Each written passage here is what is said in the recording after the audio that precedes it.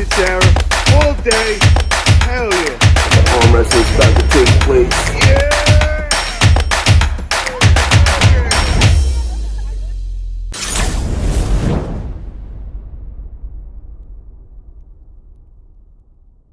Top 5 in the world right now. Current top 5, and I'm gonna keep myself off the list. Okay, I think it's just better. Okay. Number 1, Levon, and we're talking right hand, yeah. Yeah, right hand. Number 1, Levon.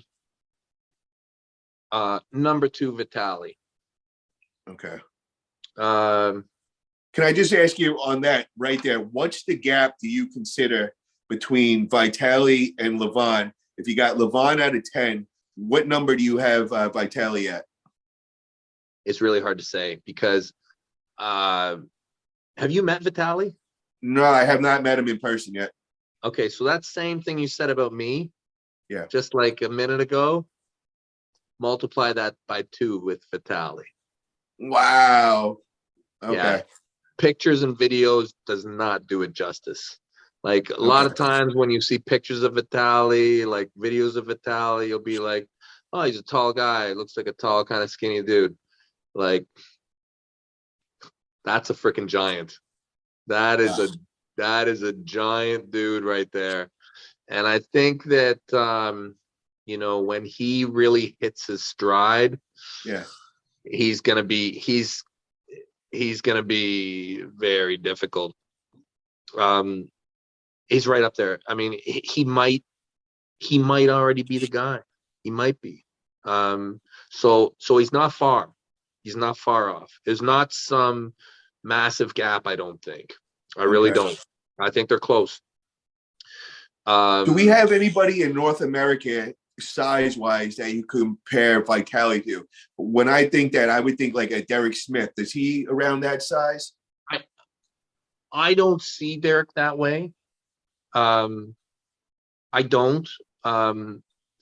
Derek is a huge dude, and he's actually probably bigger than Vitaly. He probably is. But for some reason, I see Vitaly as much bigger. I think Vitaly is taller. I could be wrong, but Vitaly's Russian, man. And there's something about those Russians. They're made out of something different.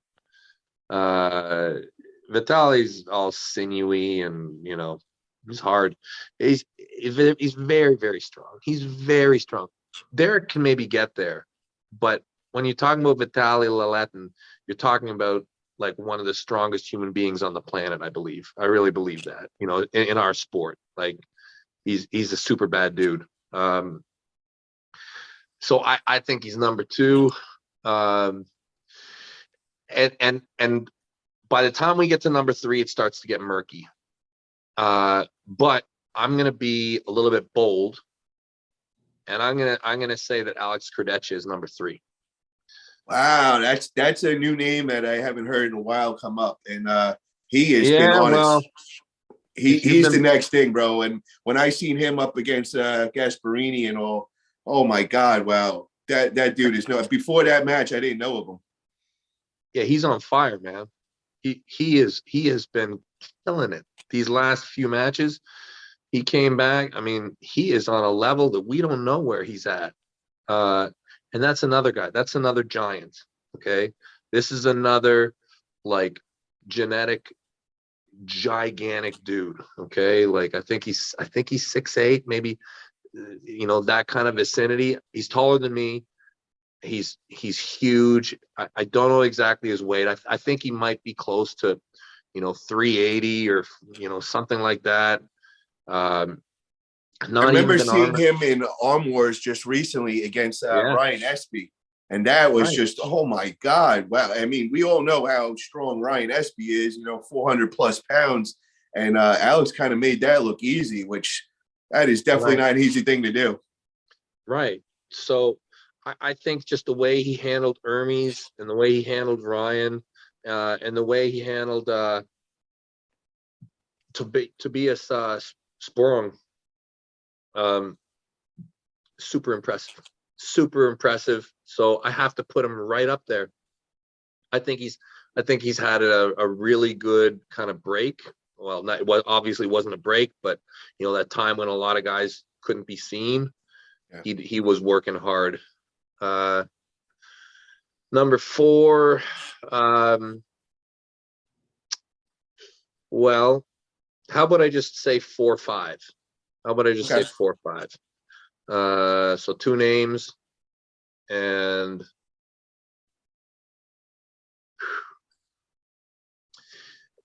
you know, I feel like there's a whole bunch of people that I don't know, but I'm gonna say that it's Hermes and Mike. Wow. Okay. Yeah, and I think that Mike is I think that Mike's the guy from North America. Like, you know, I always hear the argument that a lot of Europeans, I don't know who says it, like a lot of people say that Dave Chafe, that argument, like I love Dave. Dave is the strongest guy, but I'm sorry, he doesn't beat Michael. He doesn't. So I don't know how people can ever say that they rank Dave higher than Mike. It just doesn't make any sense. Mike always beats Dave. How can you put him higher? How about Jerry though? Do you have Jerry up there if he starts getting back into things? Oh yeah. Jerry is bad news, and Jerry has such a unique style that I think that Jerry could pose a massive problem to a lot of these guys, especially, all these guys. A lot of these guys are top roll heavy. Vitaly, Alex, well, geez, most of the guys actually, they're all hand heavy. There's not, you know, none of the top guys I think are like natural pressers or hookers right now. Most of them are hand dominant dudes. So yeah, Jerry throws a wrench into everybody's game. Jerry has chances to upset anybody, but I think Jerry has actually best chances. But truthfully, I don't think that he can beat them. I don't. It's possible. Why do you say that? What would he need to get to that level? Is it the training? He's got to put more work in. Is it the style match? What would be putting him back? Well, I think when you talk about the first 3 guys on the list, unfortunately, I think that there's a genetic component that just makes it very difficult. Like, I'm sorry, like, you know, when you're Vitaly Laletin and you're 6'9", and you've been arm wrestling since you're 11, I'm sorry, you like 6'1" is just, it's going to be hard. It's going to be really, really, really hard.